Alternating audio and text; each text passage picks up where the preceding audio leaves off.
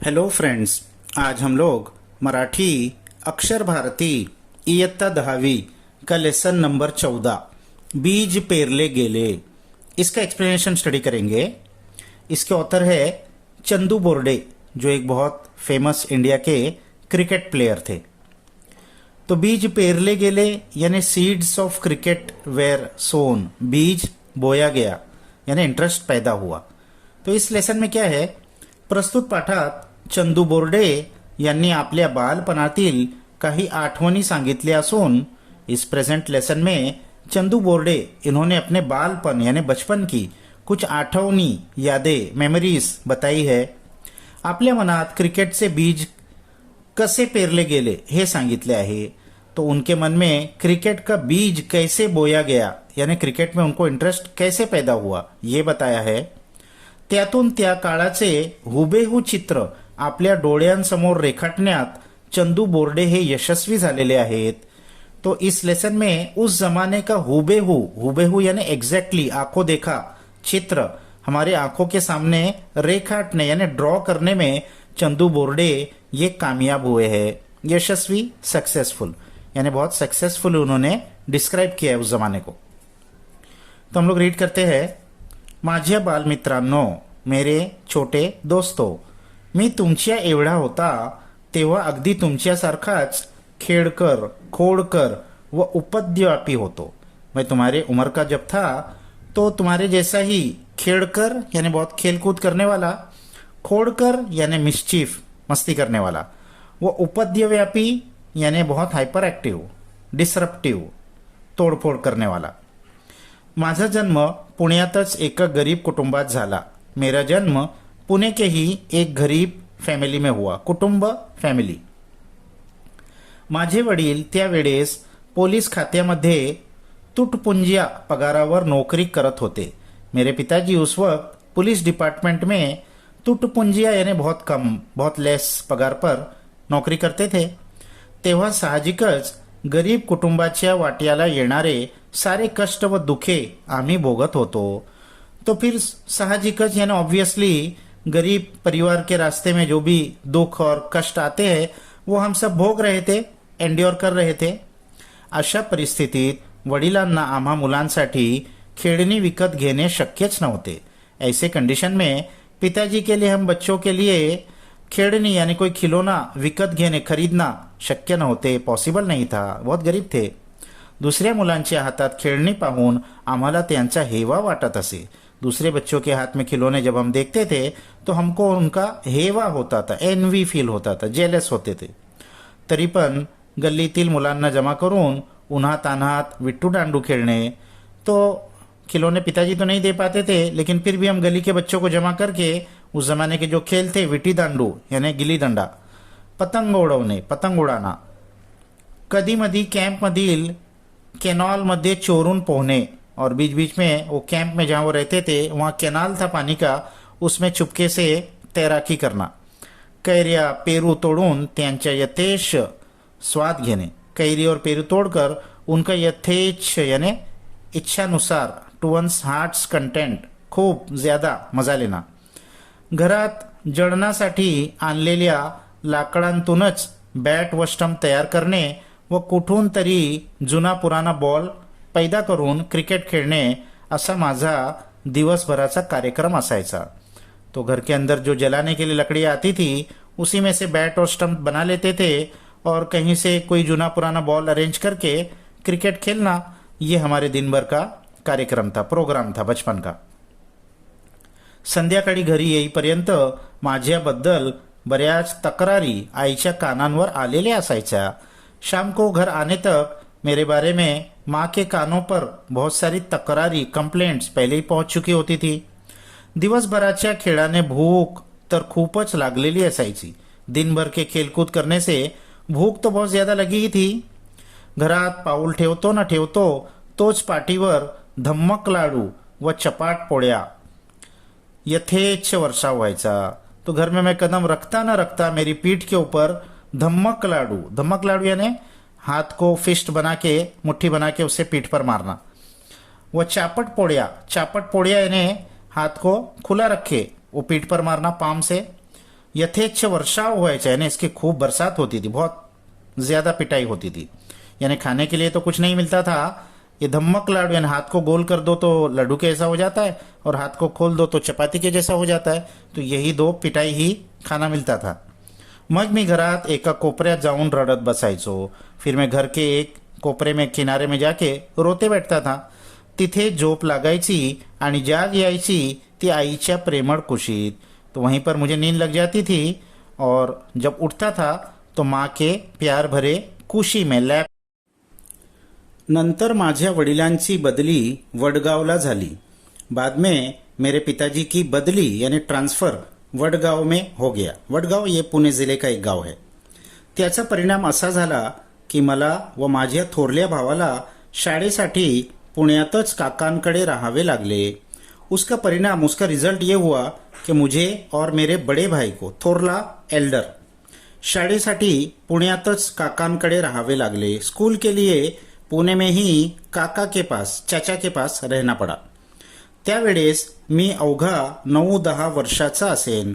उस वक्त मैं अवघा यानी सिर्फ ओनली 9-10 साल का रहा होगा। त्या लहान वयात आई वडिलांपासून दूर राहणे माझ्या जीवावर येई। उस छोटी उम्र में माँ बाप से दूर रहना मेरी जान पर आता था। बहुत मुश्किल होता था, खूप रडायला यायचे, बहुत रोना आता था, पण त्याचा काही उपयोग व्हायचा नाही। लेकिन उसका कुछ फायदा नहीं होता था।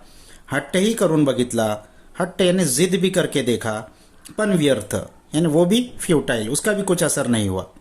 आम्हाला सोडून जाणे आई वडिलांच्याही जीवावर आले होते। हमको छोड़कर जाना माँ बाप के लिए भी बहुत मुश्किल था, उनकी भी जान पर आया था। परंतु मुलाने चांगले शिकावे, लेकिन हमारा बच्चा अच्छा सीख जाए, मोठा ऑफिसर व्हावे, बड़ा ऑफिसर बने व घराण्याचे नाव उज्ज्वल करावे और अपने घराणे का नाम रोशन करे, या उद्देशाने त्यांनी कसे बसे मन घट्ट करून आमचा निरोप घेतला।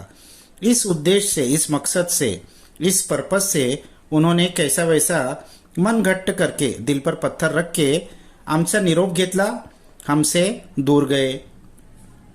त्यानंतर माझ्या आयुष्याला एक निराळेच वळण लागले।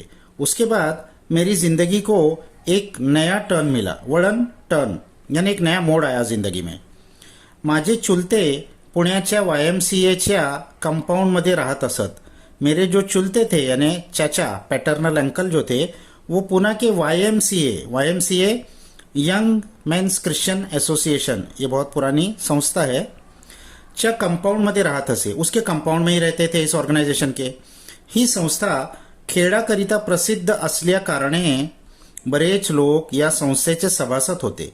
ये जो ऑर्गेनाइजेशन थी स्पोर्ट्स के लिए बहुत फेमस थी, इस वजह से बहुत सारे लोग इस ऑर्गेनाइजेशन के सभासद यानी मेंबर्स थे।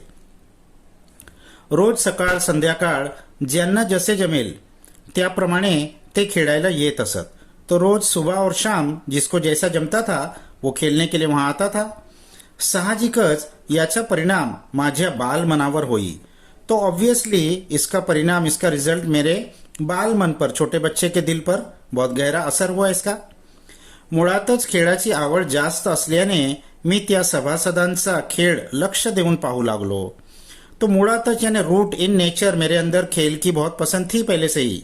हमने पहले पढ़ा वो बचपन में क्या क्या खेलते थे, तो इसलिए उन सभासदों का खेल, उन मेंबर्स का खेल मैं बहुत ध्यान से देखने लगा, लक्ष देऊन बहुत ध्यान से। अनेक खेळाडू पाहण्याची मला रोज संधी मिळू लागली। बहुत सारे प्लेयर्स को देखने का मुझे रोज संधी यानी मौका मिलने लगा। शाळा सुटली ना सुटली तोच धावत येऊन मी प्रथम ग्राउंडवर हजर होत असे। स्कूल जैसे ही छुट्टी थी मैं फौरन भाग कर आता था और ग्राउंड पर हाजिर हो जाता था। सर्व खेळांत मला क्रिकेटचा खेळ फार आवडू लागला। सारे खेलों में मुझे क्रिकेट का खेल सबसे ज्यादा पसंद आने लगा। या खेळानेच मला जास्त भुरळ पाडली। इस खेल ने ही मुझे बहुत ज्यादा अट्रैक्ट किया। भुरळ पाडली वाक्प्रचार है, मुहावरा है, अट्रैक्ट करना। कधी कधी काही खेळाडू स्वतःला भरपूर खेळायला मिळावे म्हणून लवकर येत असत। कभी कभी क्या होता था, कुछ प्लेयर्स अपने आप को बहुत ज्यादा खेलने का टाइम देने के लिए सुबह जल्दी आ जाते थे। कोणी नाही असे पाहून ते मला चेंडू फेकायला बोलवत। वहाँ कोई नहीं है ये देखकर वो मुझे बॉलिंग करने के लिए कहते थे, चेंडू बॉल. मी अशा कामासाठी नेहमीच तयार असायचा. मैं तो ऐसे काम के लिए हमेशा तैयार ही रहता था. आंधळा मागतो एक डोळा आणि देव देतो दोन. अंधा मांगता है एक आंख और भगवान उसको दो आंखें देता है. मुहावरा है. यानी मैंने जो मांगा था उससे भी ज्यादा मिल गया. मैं अपॉर्च्युनिटी ढूंढ रहा था, अपॉर्च्युनिटी बॉलिंग करने की मिल गई. या संधीचा पुरेपूर फायदा घेऊन मी अधिक उत्साहाने आणि आनंदाने जितक्या जोरात बॉल टाकता येईल तितक्या जोरात तो टाकून सभासदांची दांडी उडवण्याचा प्रयत्न करत असे. तो इस संधि का, इस मौके का पूरा फायदा उठाकर मैं बहुत ज्यादा उत्साह और आनंद, एक्साइटमेंट और खुशी से जितनी जोर में हो सकता था उतना तेजी से बॉल करता था और सभासद उन मेंबर्स की दांडी उडवणे यानी उनको बोल्ड करने की कोशिश करता था. माझा उत्साह पाहून मला उत्तेजन मिळावे आणि त्यांनाही खेळायला मिळावे म्हणून ते देखील मुद्दाम आउट होत. तो मेरा उत्साह, एक्साइटमेंट देखकर मुझे उत्तेजन मिले. उत्तेजन यानी एनकरेजमेंट मिले और उनको भी खेलने का मौका मिले. यानी अगर मैं एनकरेज रहूंगा तो मैं रोज आकर उनको भी बॉलिंग करूंगा. तो इसलिए वो क्या करते थे, कभी कभी जानबूझकर आउट. तेव्हा माझी छाती आनंदाने फुगत असे आणि मी अधिक जोराने चेंडू फेकत असे. तो उस वक्त मेरी छाती खुशी से फूल जाती थी और मैं और तेजी से बॉलिंग करता था, चेंडू फेकता था. मात्र जेव्हा इतर सभासद येत तेव्हा नाईलाजाने त्यांना बॉल द्यावा लागे. लेकिन जब दूसरे मेंबर्स आ जाते थे तो फिर नाईलाजाने कोई दूसरा सोल्यूशन नहीं था, उनको मुझे गेंद देनी ही पड़ती थी. तरी सुद्धा लांब उडालेला चेंडू धावत जाऊन अडवण्यात आणि ते लगेच उचलून फेकण्यात मी समाधान मानत असे. फिर भी ये वहां से जाते नहीं थे. इनको इतना शौक था कि वहां खड़े ही रहते थे और किसी ने अगर शॉट मारा और गेंद बहुत दूर चले गई तो उसके पीछे भाग के जाते थे और वहां से उठा के वो गेंद फेंकते थे और इसमें ही समाधान, इसमें ही सेटिस्फैक्शन कर लेते थे कि कुछ ना कुछ तो मुझे करने मिल रहा है. आपणही यांच्याप्रमाणेच खेळावे, तो मैं भी इनके जैसा ही खेलूं अशी इच्छा मनात येई. ऐसी इच्छा मेरे मन में आती थी. पुढच्या आयुष्यात क्रिकेट खेळाडू होण्याची खूनगाठ मी इथेच मनाशी बांधली. आगे जिंदगी में मैं भी क्रिकेट प्लेयर बनूंगा ऐसा खूनगाठ यानी ऐसा पक्का फैसला, रिजॉल्व मैंने यहीं पर कर लिया. प्रैक्टिस संपल्यावर चेंडू गोळा करू लागणे. अब प्रैक्टिस खत्म होने के बाद भी नहीं जाते थे. प्रैक्टिस खत्म होने के बाद क्या करते थे, वो बॉल जो इधर उधर चले गई है वो गोला करके लाना. दुसऱ्या दिवसासाठी ग्राउंडवर पाणी मारणे, दुसरे दिन के लिए ग्राउंड पर पाणी मारना इत्यादि कामात मी ग्राउंड्समैनला आनंदाने मदत करत असे. और भी ऐसे बहुत सारे कामों में ग्राउंड्समैन को, ग्राउंड्समैन यानी जो ग्राउंड की देखभाल करता है, उसकी मैं बहुत खुशी खुशी मदत करता था. इससे उनका शौक मालूम पड़ता है. हे सर्व होत असताना रात्रीचे 6 ते 8 वाजता माझे काका सर्व मुलांना एकत्र बसवून प्रार्थना शिकवत व अभ्यास. ये सब होते हुए रात के 6 से 8 बजे तक मेरे अंकल सब बच्चों को प्रार्थना यानी प्रेयर सिखाते थे और पढ़ाई करने के लिए बिठाते थे. त्यानंतर एक आनंदाची गोष्ट घडली. उसके बाद एक बहुत खुशी का इंसिडेंट हुआ. माझ्या वडिलांची बदली परत पुण्यास झाली. मेरे पिताजी की बदली, ट्रांसफर फिर से पूना में हो गई. माझ्या आई वडिलांना YMCA मधील खेळाडूंकडून माझ्या खेळाबाबत स्तुतिपर उद्गार ऐकू येऊ लागले. तो मेरे माता पिताजी को YMCA में जो खिलाड़ू लोग, प्लेयर्स लोग खेलते थे, उनसे मेरे बारे में, मेरे खेल के बारे में स्तुति पर यानी प्रेज, तारीफ के उद्गार ऐकू येऊ लागले. ते ऐकून त्यांना आनंद वाटे. वो सुनकर उनको बहुत खुशी हुई. माझे वडील स्वतः वॉलीबॉल चॅम्पियन होते. मेरे पिताजी खुद भी वॉलीबॉल चॅम्पियन थे. त्यामुळे ते मला खेळात नेहमीच प्रोत्साहन देत. इसीलिए वो मुझे खेल में हमेशा प्रोत्साहन देते थे, एनकरेज करते थे. एकदा दुपारी त्यांना जेवणाचा डबा घेऊन गेलो असताना, एक बार दोपहर में जब मैं उनके लिए खाने का डब्बा लेकर गया था, त्यांनी मला दुकानात नेले. उन्होंने मुझे एक दुकान पर ले गए. वो 6 रुपयांस एक जूनी बैट विकत घेऊन दिली और 6 रुपये में एक जूनी बैट खरीद कर मुझे दी. ये थोड़ा पुराने ज़माने की बात है, तो उस टाइम पे 6 रुपये भी बड़ी रकम होती थी. ती बॅट पाहून माझा आनंद गगनात मावेना. वो बॅट देखकर मेरी खुशी तो आसमान में नहीं समा रही थी. आनंद गगनात मावेना मुहावरा आहे, वाक्प्रचार है. Happiness knew no bounds. मी तसंच ती बॅट घेऊन मित्रांना दाखवत सुटलो. मैं वैसे ही वो बैट लेकर दोस्तों को दिखाते हुए गया. त्यावेळेस वडिलांचा मासिक पगार अवघा 24 रुपये होता.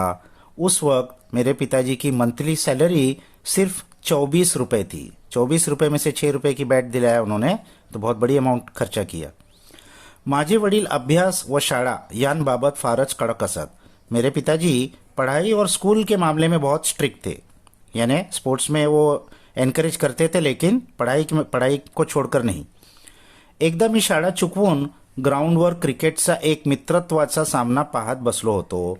एक बार मैं पढ़ाई छोड़कर यानी स्कूल को बंक करके ग्राउंड पर क्रिकेट का एक फ्रेंडली मैच देखते बैठा था.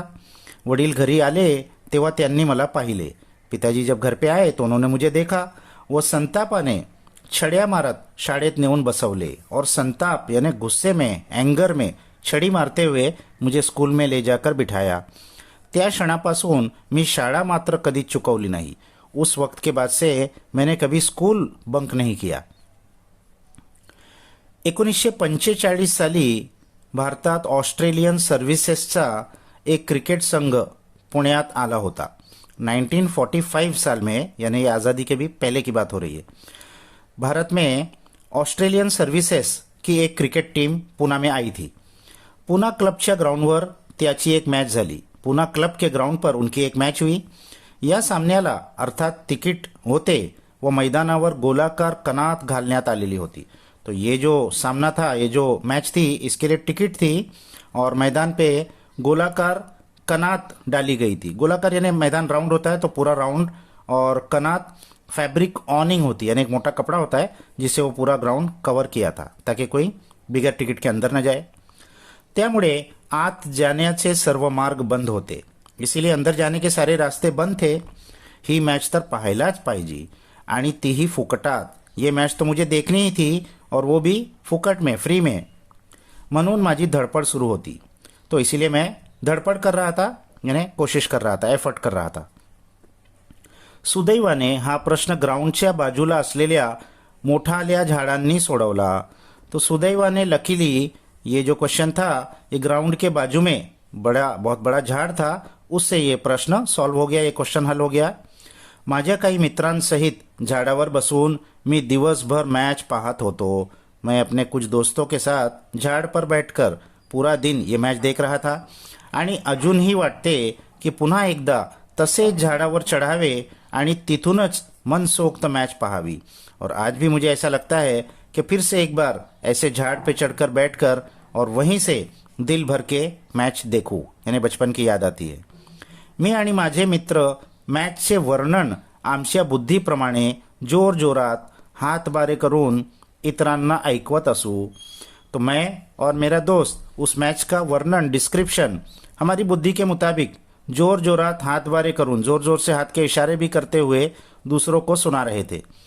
दिवसाचा खेळ झाल्यावर कोणी झेल कसा घेतला. अब वो दिन का खेल खत्म होने के बाद किसने झेल कैसा लिया, झेल यानी कैच कसा सोडला, कैसा किसी ने कैच ड्रॉप किया, दांडी कशी उडवली यानी बोल्ड कैसा किया, स्टंप्स कैसे उडे, चौकार कसा मारला, चौका किसने कैसा मारा, याची रसभरीत चर्चा करतच आम्ही चालत चालत घरी परतत असू. इसकी रसभरी एक्साइटिंग, जूसी चर्चा, डिस्कशन करते हुए ही हम चलते चलते घर वापस जाते थे. ही मैच पाहिल्यावर तिचा माझ्या मनावर फारच परिणाम झाला. ये मैच देखने पर इसका मेरे मन पर बहुत बड़ा असर हुआ. विशेषतः मैच संपल्यावर खेळाडूंच्या स्वाक्षऱ्या घेण्यासाठी जी झिम्मड उडते और खासकर मैच खत्म होने पर प्लेयर्स की स्वाक्षरी यानी सिग्नेचर लेने के लिए जो झिम्मड उडती है, गर्दी जमती है, तेव्हाचे ते दृश्य काळजात भिडले. वो जो दृश्य था वो तो मेरे काळजात भिडले मुहावरा है, दिल को छू गया, यानी बहुत ज़्यादा उसका असर हुआ. काही खेळाडू आनंदाने स्वाक्षरी देत होते. कुछ प्लेयर्स तो खुशी खुशी ऑटोग्राफ दे रहे थे, तर काही नकारत होते, तो कुछ नकार रहे थे, नहीं दे रहे थे.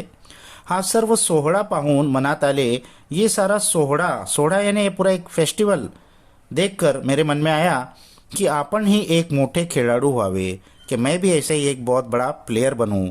मग आपल्या भोवतीही अशीच स्वाक्षरीसाठी गर्दी होईल, तो फिर मेरे इर्द गिर्द भी ऐसे ही मेरे ऑटोग्राफ लेने के लिए गर्दी जमेगी. बस तेव्हापासून स्वाक्षरीच्या तालमीला सुरुवात झाली.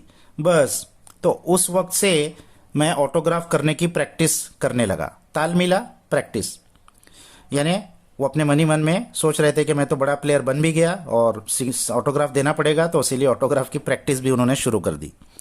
विशेष म्हणजे वर्गात गणिताच्या तासाला वहीची अनेक पाने माझ्या स्वाक्षरीने भरू लागली और खासकर क्लास में गणित यानी मैथ्स के पीरियड में मेरी नोटबुक के बहुत सारे पेजेस मेरी ऑटोग्राफ की प्रैक्टिस से भर गए.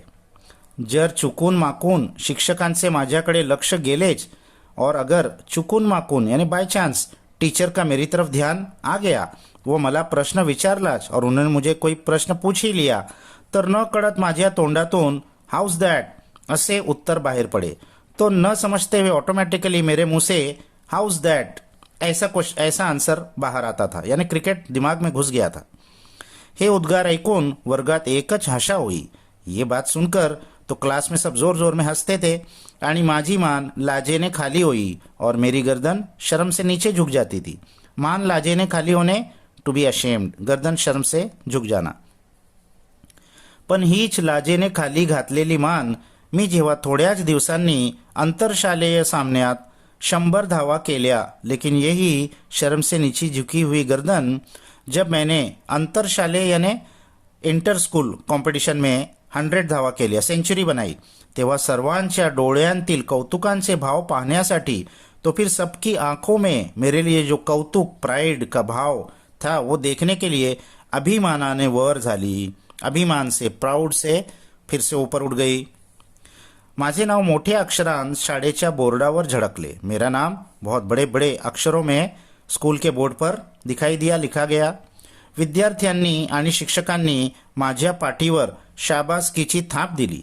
स्टूडेंट्स ने भी और टीचर्स ने भी मेरी पीठ पर शाबासकी की थाप दी, यानी प्रेज किया, अपलॉड किया, पैट किया पीठ के ऊपर. आणि त्याच वेळी प्रथम मला क्रिकेट खेळत असल्याबद्दल धन्य धन्य वाटले और उसी वक्त पहली बार मुझे क्रिकेट मैं खेल रहा हूँ इस बारे में धन्य धन्य वाटले, यानी बहुत अच्छा फीलिंग हुआ, बहुत खुशी हुई. माझ्या मनात क्रिकेटचे बीज पेरले गेले आणि उगवले ते असे.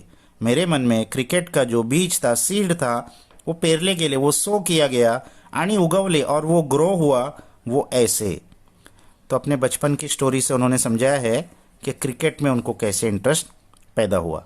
तो इसके हार्ड वर्ड्स को आप अच्छे से देख